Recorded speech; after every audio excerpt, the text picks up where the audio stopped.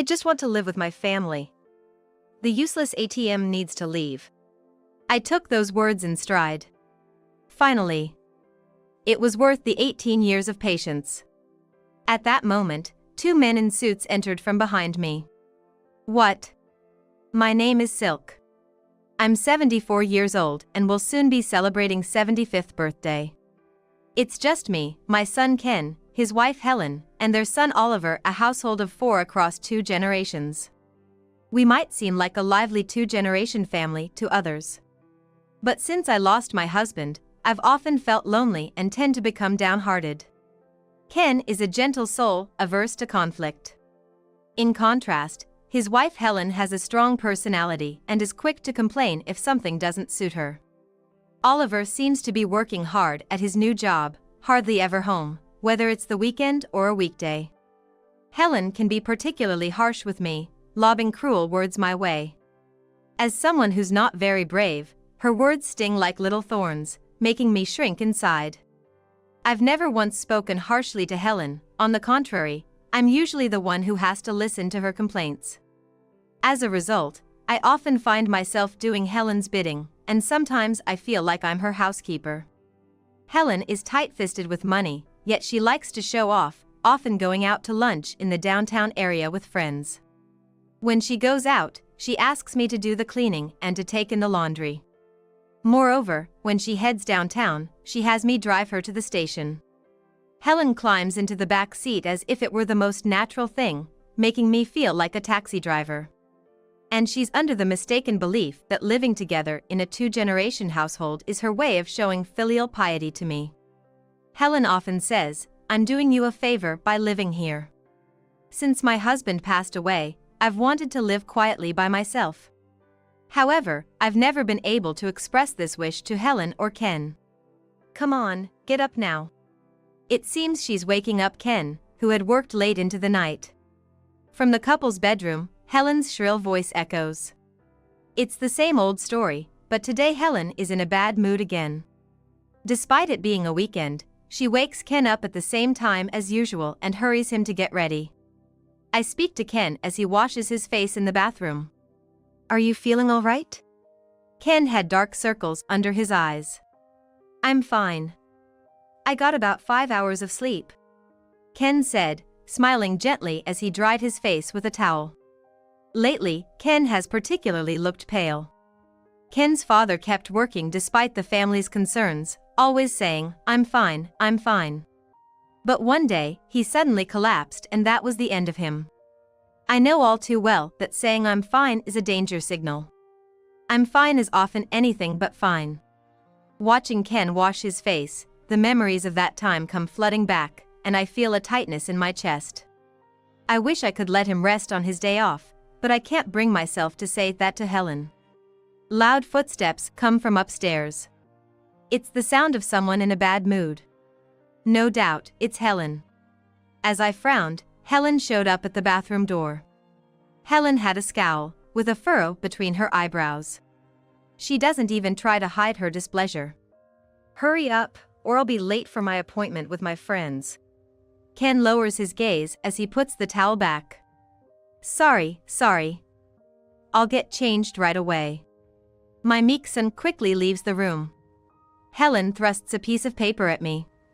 Mother-in-law, here's a shopping list. Please take care of it. Helen doesn't even look me in the eye as she hands me the paper. Sure, I got it. Have fun with your friends. I manage a smile as full of grace as I can muster. Helen hands me only the list, no money. The payment will come out of my pension. It looks like the weather will be nice today, so please air out the beddings too. Helen adds another request as she leaves, not waiting for my reply. Helen walked away without waiting for my response. I let out a heavy sigh as I watched her insolent departure. On her way out, Helen called out loudly from the front door. Make sure you heat up the bath for when I get back. With a sharp click, the door closed behind her as she left. From the start of our living together, Helen never held back with us. During our initial cohabitation greetings, I told Helen not to be shy. It seems that was completely unnecessary. As we spent more time together, Helen's aggressive nature became more apparent. Her true colors showed. She's not good at household chores, especially cooking. I ended up preparing every meal. I even made Oliver's lunches. Moreover, Helen is picky with her food. If she doesn't like what's served, she'll stand up and say, "I told you I can't eat this," and leave. She often complains about other chores as well. Stains not washed out of the laundry. Streaks left on the window glass. No spare toilet paper. Her favorite juice not in stock, and so on, scattering her complaints at me all day. I remind myself that she's the woman Ken chose. I've always tried to stay calm and pleasant, constantly smiling to avoid making waves.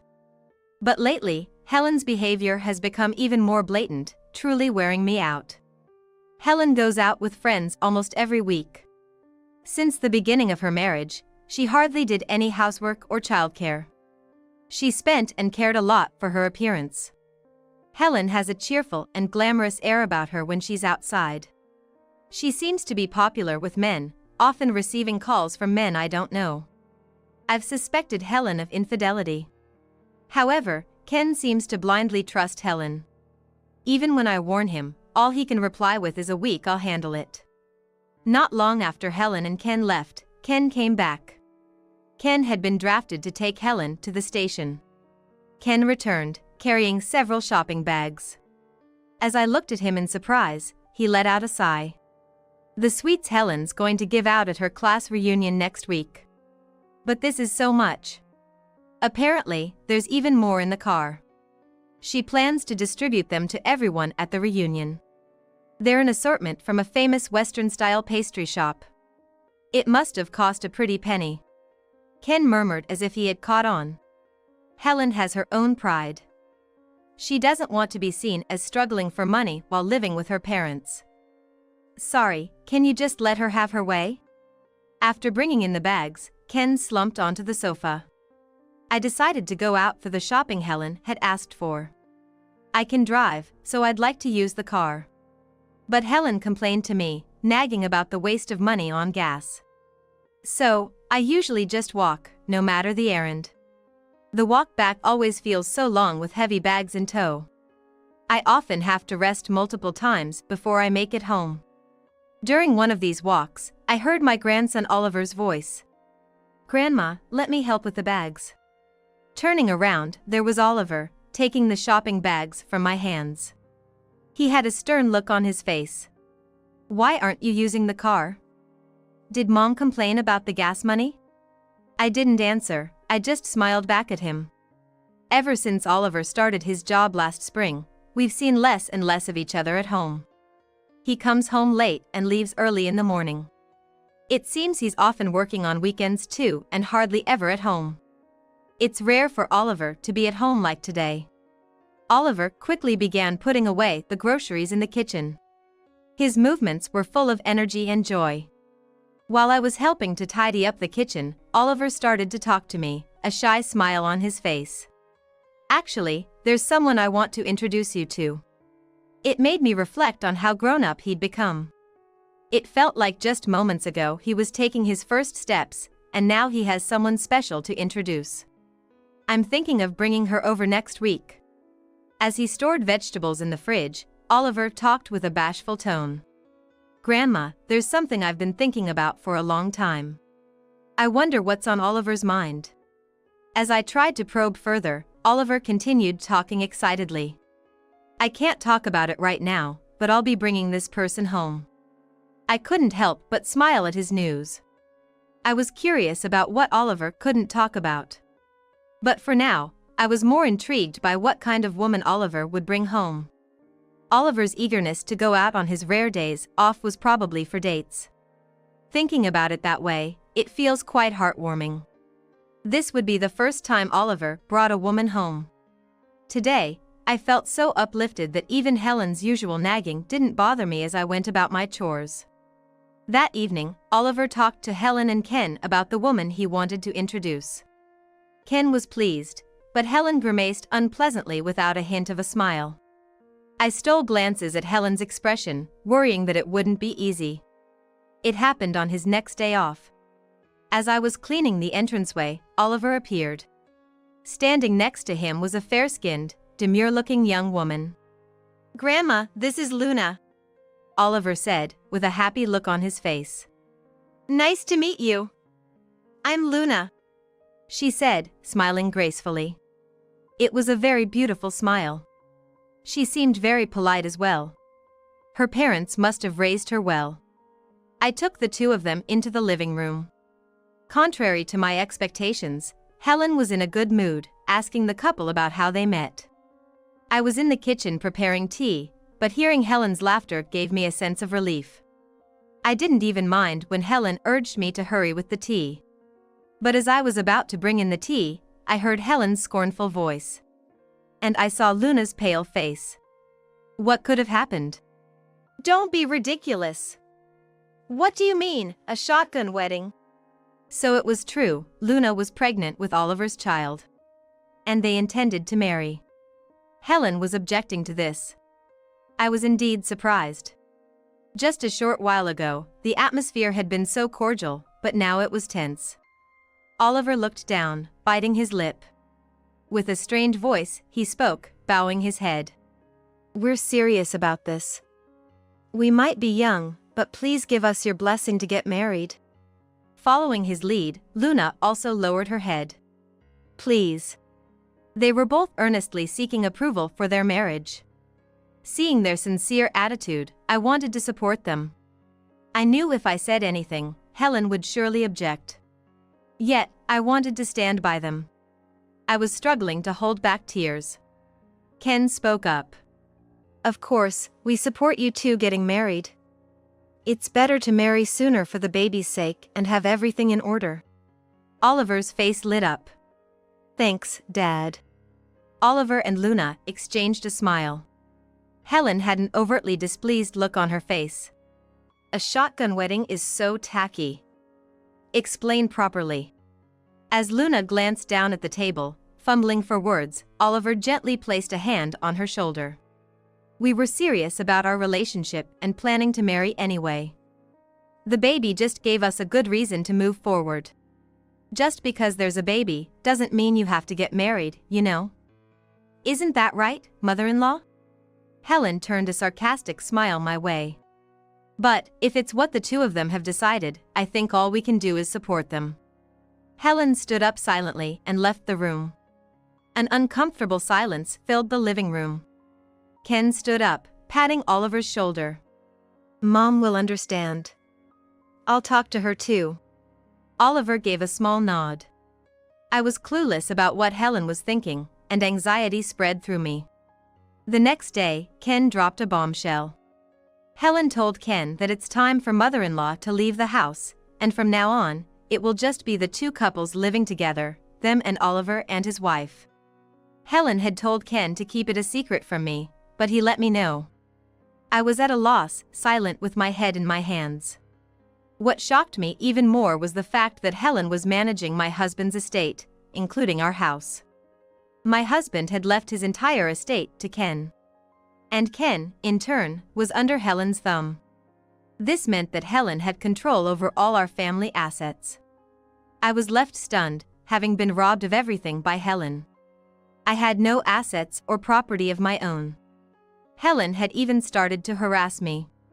She would wait for me to get into the bath before draining the hot water and turning off the water heater. I was left with no choice but to shower in cold water. There were times when I found the washing machine unplugged and had to wash clothes by hand. Clearly, she was trying to drive me out.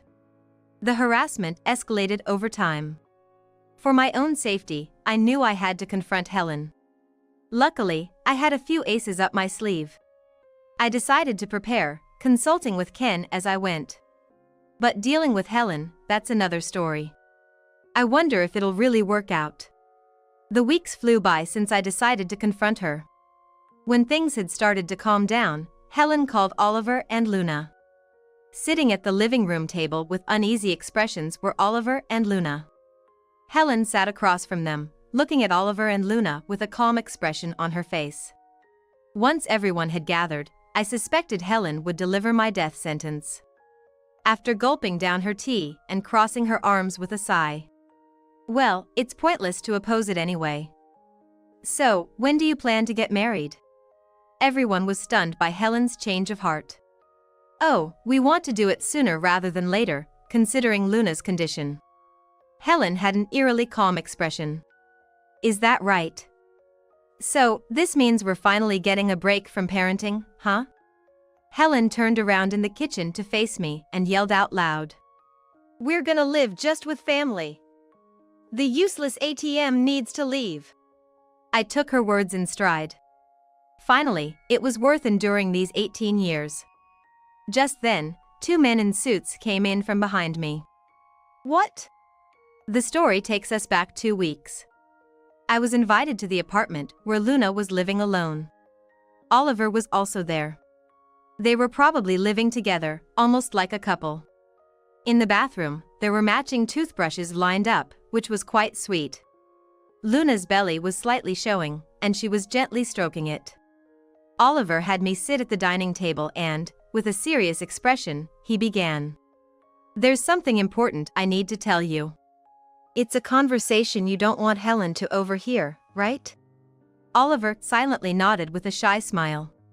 He had a bit of a shy smile. Luna was also smiling faintly, looking happy. As Oliver offered me a cup of coffee he made, he continued. How about moving in with us? I heard from Dad. Mom's trying to kick Grandma out. I was taken aback by the sudden proposal. I almost dropped the mug I was holding. Oliver was looking at me seriously. That's true, but I can't depend on you. Oliver's expression remained serious. Luna was holding Oliver's hand as if to envelop it. It was clear that Oliver was serious about wanting me to move in with them. I straightened up without realizing it. I've always thought about it since I was a kid. Grandma was always treated badly by Mom, and I couldn't stand it. Sure, your mom is strong-willed and assertive. Dad doesn't talk back either. I can't just watch Grandma being treated so poorly by Mom in silence. I'm okay, really. Thank you for worrying. Hey, Grandma, do you remember when I first said I wanted to introduce you to Luna? It was indeed the time Oliver mentioned he wanted to introduce Luna. His determined way of speaking had struck me, but I had forgotten it until now. It's something I've thought about for a long time. I've always wanted to be there to help Grandma once I became an adult. So, Oliver had been thinking about that all this time. I felt tears threatening to spill over. I always thought Mom was so cold and rude to Grandma. To kick you out now, that's just too much. Oliver really cared that much about me. He leaned forward, looking into my eyes intently. Let's live together with us. There's no need for you to suffer alone in that house. As I was lost for words, Luna also looked at me with a serious expression. Oliver told me all about you, Grandma. Please, come live with us. I'm touched, truly. But I don't want to be in the way of your life. That won't be the case. We need your experience with raising kids, and it would mean so much to have you live with us. Oliver and Luna both seemed sincere and pleaded, please, we're begging you, come live with us. I couldn't stop the tears from flowing, touched by their earnestness and kindness. Thank you. I understand how you feel. I will live with you. No, please let me live with you. I held their hands with sincere gratitude. And so, it was decided that I would live with Oliver and Luna. I reminded myself that the final battle with Helen awaited me. Then, I left their apartment. With this arrangement, even if Helen kicked me out, I would have a place to go. But that wasn't my only weapon. Standing behind Helen now were two allies, a dignified, older gentleman and a tall, young man. Remember when I said just now that it was worth enduring these 18 years? Helen looked deflated as if the venom had been drained from her. This gentleman here is the landowner of this property, an old childhood friend of my late husband. I introduced as the older man gave a slight nod. This land is actually leased. I explained that the condition for leasing this land was that I would live here. Everyone looked puzzled. I recounted how the landowner and my husband had once quarreled over who would marry me. In the end, I chose my husband. The landowner agreed to lease this land on the condition that my husband and I would continue to live here. I explained everything in order. I've been living here ever since. Wow, Grandma, you were quite popular back in the day. The landowner was blushing. Helen was speechless, quivering her lips. So, we all have to leave this place? That's right. Helen, I've put up with you for 18 years since we started living together. But that's over now. How can this be fair?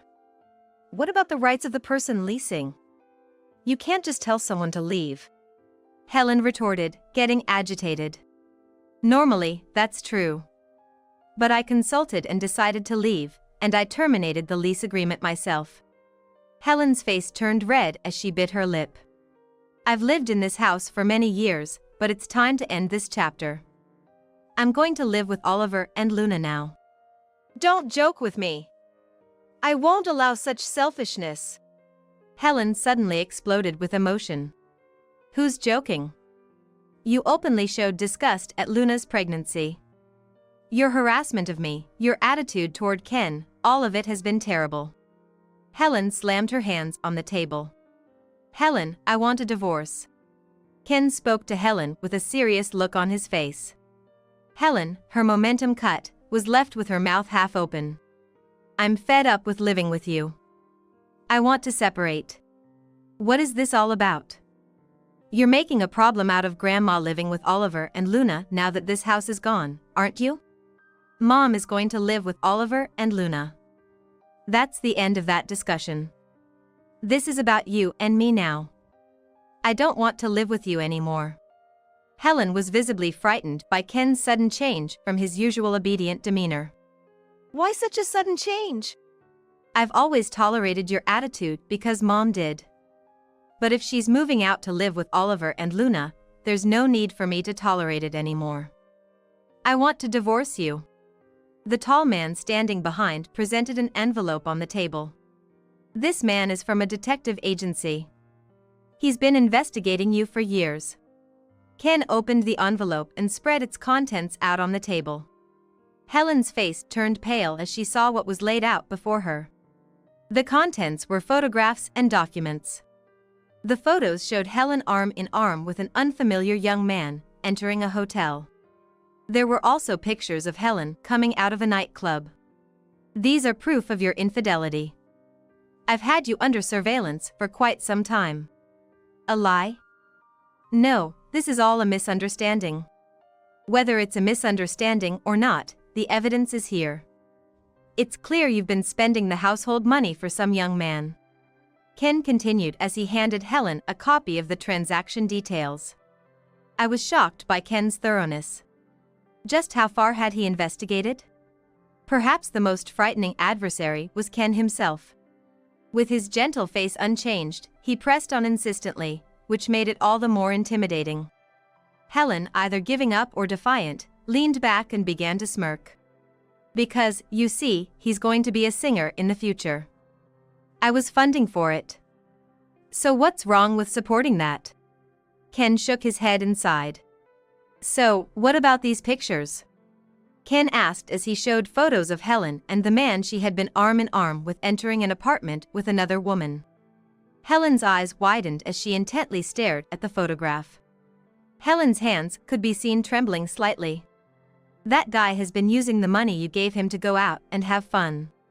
He then pulled an audio recorder from the envelope. Here, there's a recording of him saying you're just an ATM to him. Helen seemed unable to comprehend, clutching her head and squeezing her eyes shut.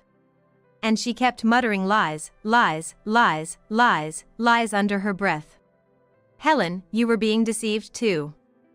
That doesn't excuse anything, though. Helen looked around, eyes wide, desperate. What am I supposed to do now? How am I supposed to live? That's for you to figure out. You'll have plenty of time to make amends for your sins. I'm done with this life. Ken declared, raising his voice more than usual, which made Helen tear up and cower. Ken stood up from his chair and glared down at Helen. I can't do this anymore.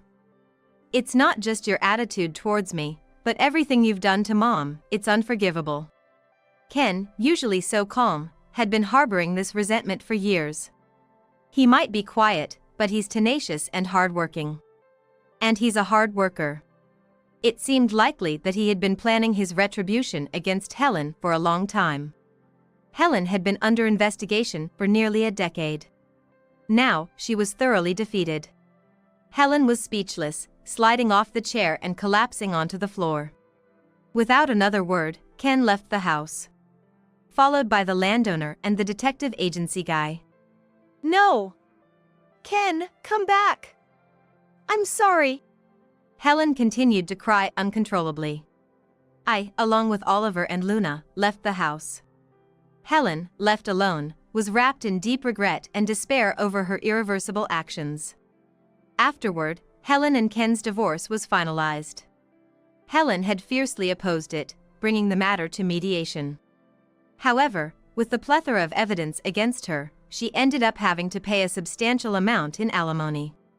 Helen demanded her share of the property division, but was cornered about the money she had squandered on the young man. To avoid compensating for the money she took, Helen reluctantly gave up her claim to the property. She brought it onto herself. Helen was left without a place to live, and as for money, she had to pay back all the money she took. She ended up saddled with a substantial amount of debt. She lives in a dilapidated apartment in a rundown suburb. She works tirelessly, day shifts at a factory and night shifts as a security guard for road construction. She persisted in demanding the young man return her money, leading to a warning for stalking. Despite the warning, she continued, risking arrest for harassment. Ken kept the investigation going even after the divorce, receiving regular updates. His tenacity was something to be wary of. Half a year had passed since I started living with Oliver and Luna. Luna had given birth to a baby girl. I help with childcare and household chores. It's a busy life, but I find happiness in my daily routine. Then one day, Ken came to visit. His face, which I hadn't seen in a while, looked healthy and he seemed well. Holding his granddaughter, Ken's face was brimming with smiles. Have you been able to sleep better since the divorce? Thanks to you, I think I'm getting about 8 hours now. Ken replied, showing a brightness in his expression that I had never seen before. I've come with some good news today. What's that, some good news? Luna chimed in, her eyes sparkling. Well, I bought the land where everyone's old house was. I was stunned. Really? I negotiated with the landowner to get it for a good price. I used Dad's life insurance money. It turned out he had been hiding it so Helen wouldn't find out. So, the condition for him selling it to me was that you, Mom, would live with us. Let's all live together, Oliver, Luna, and you. I pinched my cheek without thinking. Ouch, it's not a dream, is it? Oliver and Luna were laughing. The thought of the joyous and lively life that awaits us in the future brought a smile to my face as well.